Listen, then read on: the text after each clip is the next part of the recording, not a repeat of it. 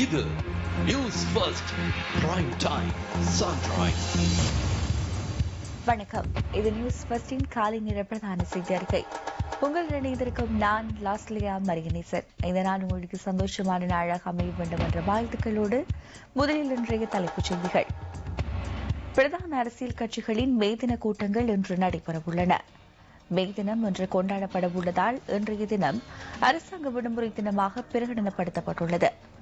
மே தின கொண்டாட்டங்களை முன்னிட்டு 1500 பஸ்கள் அரசியல் கட்சிகளால் கோரப்பட்டுள்ளதாக இலங்கை போக்குவரத்து சபை தெரிவிப்பு. எல்பிட்டிய கொலன்ன பகுதியில் இடம்பெற்ற வெடிப்பு சம்பவத்தில் ஒருவர் காயம்.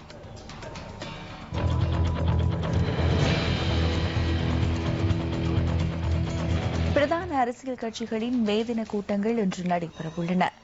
சர்வதேச தொழிலாளர் தினம் மே மாதம் 1ஆம் தேதி கொண்டாடப்படுகின்ற போதிலும் வெசாக் வாரத்தை முன்னிட்டு மே தின ஊர்வலங்கள் மற்றும் கூட்டங்களை இன்று நடத்துவதற்கு அரசாங்கம் தீர்மானித்தது.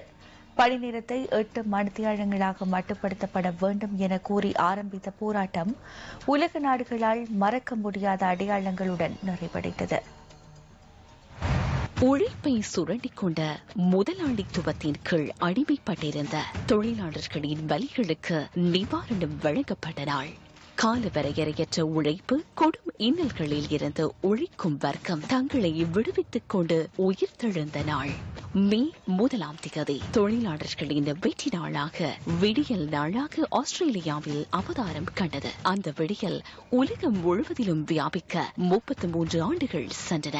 18ஆம் நூற்றாண்டின் இறுதியிலும் 19ஆம் நூற்றாண்டின் ஆரம்பத்திலும் வேகமாக வளர்ச்சியடைந்த நாடுகளில் தொழிலாளர்கள் பலரும் நாளொன்றுக்கு 12 முதல் 18 மணி நேர கட்டாய வேலை செய்ய நிர்பந்திக்கப்பட்டனர். இதற்கெதிரான குரல்களும் பல்வேறு நாடுகளில் ஆங்காங்கே எழத் தொடங்கியது. இங்கிலாந்தில் தோன்றிய சாசன இயக்கம் 10 மணி நேர வேலை உள்ளிட்ட 6 முக்கிய கோரிக்கைகளை முன்வைத்து தொடர் இயக்கங்களை நடத்தியது. இதன் தொடர்ச்சியாக பிரான்ஸ், ஆஸ்திரேலியா, ரஷ்யா மற்றும் அமெரிக்கா உள்ளிட்ட நாடுகளில் பேரெழுச்சி போராட்டங்கள் முன்னெடுக்கப்பட்டன. 1889 ஜூலை 14 பாரிஸில் சோசலிச தொழிலாளர்களின் சர்வதேச தொழிலாளர் பாராளுமன்றம் கூடியது. 18 நாடுகளின் 400 பிரதிநிதிகளின் பங்கு பற்றுதலுடன் கூட்டம் நடைபெற்றது. ஃபிரெட்ரிக் ஆங்கல்ஸ் உட்பட பலர் கலந்து கொண்ட இந்த கூட்டத்தில் கார்ல் மார்க்ஸ் வலியுறுத்திய 8 மணி நேர போராட்டத்தை முன்னெடுத்து செல்வதெனவும் 1890 மே 1ஆம் தேதியன்று சர்வதேச ரீதியில் தொழிலாளர்கள் இயக்கங்களை நடத்த வேண்டும் எனவும் அறைகூவல் விடுக்கப்பட்டது. இந்த அறைகூவலை மே மாதத்தின் முதல் நாளை சர்வதேச தொழிலாளர் தினமாக அனுஷ்டிக்க வழிவகுத்தது. காலம் காலமாக முதலாளிகளின் அடக்குமுறைக்குள் கட்டுண்டிருந்த தொழிலாளர்களின் உரிமைகள் எத்தனையோ உலக தலைவர்களின் முயற்சியின் விளைவாக வென்றெடுக்கப்பட்டிருந்தாலும் இன்றளவிலும் ஆங்காங்கே பாட்டாளி மக்கள் அடக்குமுறைகளுக்கு உள்ளாக்கப்படுகின்றனர் என்பதே நிதர்சனம். நாட்டின் பொருளாதார முன்னேற்றத்திற்காக வியர்வை சிந்தி உழைக்கும் உழைப்பாளிகளை கௌரவிப்பதற்காக பிரகடனப்படுத்தப்பட்டுள்ள இந்த நாள்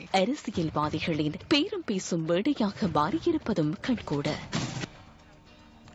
மே தினத்தை முன்னிட்டு பல அரசியல் கட்சிகளின் கூட்டங்கள் நாட்டின் பல பகுதிகளில் இடம்பெறவுள்ளன. ஸ்ரீலங்கா சுதந்திர கட்சியின் மே தின கூட்டம் மட்டக்களப்பு செங்கலடி பகுதியில் ஜனாதிபதி மைத்ரிபால சிறிசேனவின் தலைமையில் நடைபெறவுள்ளது. இந்த கூட்டத்தில் நாடு முழுவதும் உள்ள கட்சி உறுப்பினர்கள் கலந்து கொள்ள உள்ளதாக ஐக்கிய மக்கள் சுதந்திர கூட்டமைப்பின் பொதுச் செயலாளர் மஹிந்த அமரவீர தெரிவித்துள்ளார். மக்கள் விடுதலை முன்னணியின் மே தின கூட்டம் கொழும்பு பிஆர்சி மைதானத்தில் நடைபெறவுள்ளதாக பாராளுமன்ற உறுப்பினர் நலிந்த ஜெயந்திச தெரிவித்துள்ளார். இதேவேளை ஐக்கிய தேசிய கட்சியின் மே தின கூட்டம் நேற்று கட்சியின் தலைவர் பிரதமர் ரணில் விக்ரமசிங்க தலைமையில் நடைபெற்றது. ஐக்கிய தேசிய கட்சியின் மே தின கூட்டத்தில் ஐக்கிய தேசிய முன்னணியை பிரதிநிதித்துவப்படுத்தும் பாராளுமன்ற உறுப்பினர்களும் அமைச்சர்களும் கலந்து கொண்டனர். கட்சியின் சிரேஷ்ட உறுப்பினர்கள் சிலரும் பின்வரிசை குழுவினரும் மே தின கூட்டத்தில் கலந்து கொள்ளாமை பலரின் கவனத்தையும் ஈர்த்திருந்தது. மே தினம் இன்று கொண்டாடப்பட உள்ள நிலையில் இன்றைய தினம் அரசாங்க விடுமுறை தினமாக பிரகடனப்படுத்தப்பட்டுள்ளது. கடந்த 1ஆம் தேதி வழங்கவிருந்த அனைத்து விடுமுறைகளும் இன்று வழங்கப்படுவதாக உள்நாட்டு அலுவல்கள் பிரதி அமைச்சர் ஜே.சி. அலவத்துவல தெரிவித்துள்ளார். இதுகுறித்து வர்த்தமானி அறிவித்தல் வெளியிடப்பட்டுள்ளதாகவும் பிரதியமைச்சர் தெரிவித்துள்ளார்.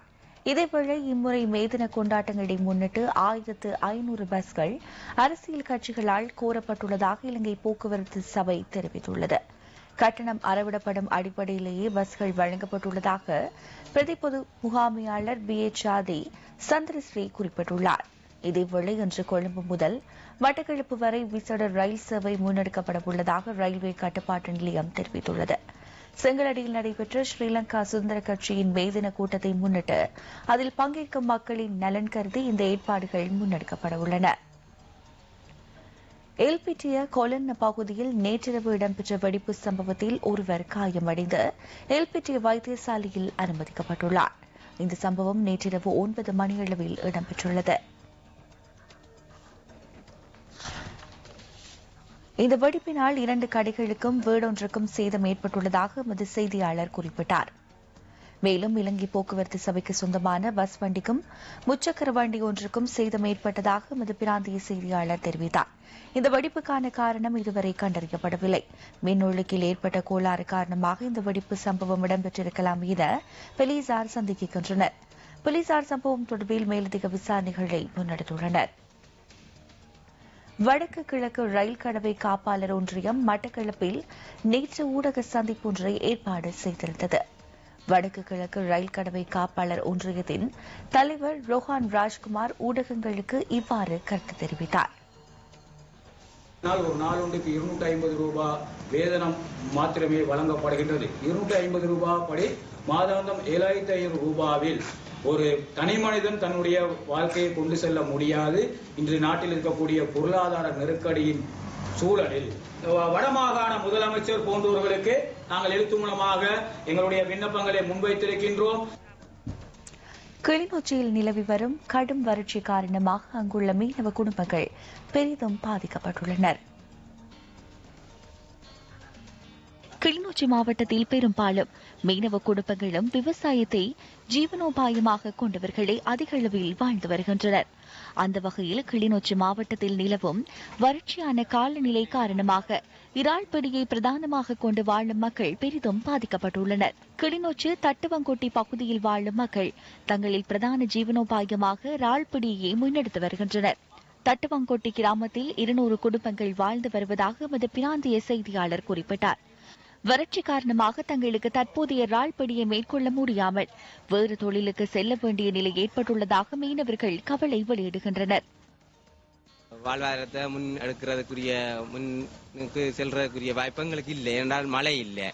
கடல் நீர் இந்த நீரும் அந்த நீரும் ஒன்று சேர்ந்தா தான் எங்களுக்கு இறால் கூடுதலாக இருக்கும். அதனால இப்ப இறாலும் இல்லை. கூடுதலாக எங்களோட குடும்பங்கள் ஒவ்வொரு குடும்பமும் சரியான ஒரு பாதிப்பு அடைஞ்ச நிலையிലാണ് இப்ப இருக்கணும். இறால் இல்லை, கடல்ல மீன் இல்லை.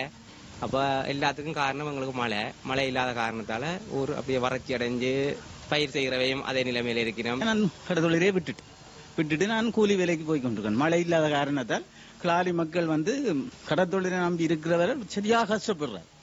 ஆனால் கிளாலி மக்களுக்கு